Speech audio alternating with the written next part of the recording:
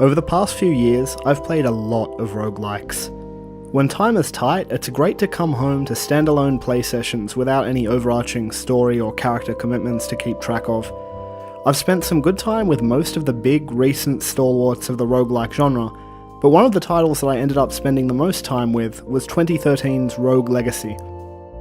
I mainly kept coming back to it due to a satisfying feedback loop of permanently unlockable character upgrades and tight, skill-based gameplay.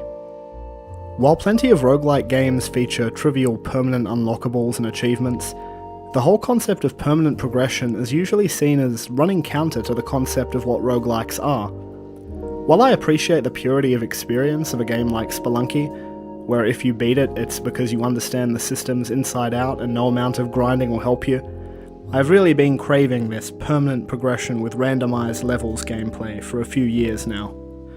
Well, enter Flinthook.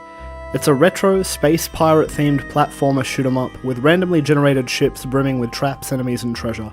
There's just enough continuous progression from perks and upgrades that you feel like your runs are adding up to something, but the gameplay is still extremely skill-based, and progression primarily comes from a refinement of your own skills.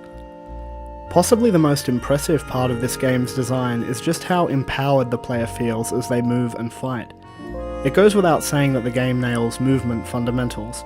Running and jumping feels fluid and responsive with just the right amount of inertia. But the real magic of this experience comes from Flinthook's two main control gimmicks, a hookshot-like grappling device and a slow motion mechanic. I was surprised at how natural and intuitive these mechanics felt minutes after they were introduced. Making these mechanics feel intuitive is hugely important because this game is hard. It starts off accessible, but the difficulty quickly skyrockets, and this is one of the main criticisms of this game that I've seen from other people. Trap rooms will put your platform maneuvering to the test, and some of the boss fights quickly devolve into bullet hell. It rarely feels like the game is pulling cheap shots though, because for every challenge you face, you're given the tools and training to surmount it. For example, the traps and bullet hell fights probably make the idea of low gravity sections sound terrifying, but you can control the rate of your descent when falling, and infinite wall jumping gives you heaps of mobility.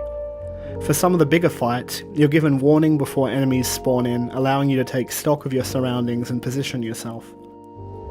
I keep finding little design decisions that make it feel like fairness was a central drawing board concept, like the way big battles are always rewarded with health items, or the way there's always a key available somewhere for any locked door. All of these little decisions add up to a design ethos that I wish more games shared. Aesthetically, Flinthook is a delight. The chiptune-infused soundtrack sets an exciting swashbuckling mood, and the pixel art graphics are jaw-droppingly beautiful. Environments are dripping with character, animation is silky smooth, and plenty of time has been spent making sure that objects read clearly. However, this is where my only real criticism of the game emerges. There's a few places where spiky balls don't immediately differentiate themselves from the palette of the environments, and I think this screen in particular could benefit from a few fewer skulls, because this, and this are all different things and it just looks confusing. These small quibbles aside though, Flinthook is a standout game in a year of very strong releases. If you enjoyed Rogue Legacy, get Flinthook now because this is pretty much Rogue Legacy in space.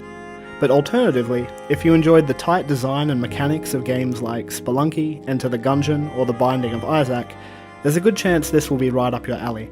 It's a game I'm going to keep coming back to for many hours yet. Thanks for watching. If this is your first time to my channel, please consider subscribing to see more of these discussions in the future. I also make a whole bunch of covers of video game music, so if that's your thing, you can check that out with the cards on screen now. Take care of yourself and I'll catch you soon.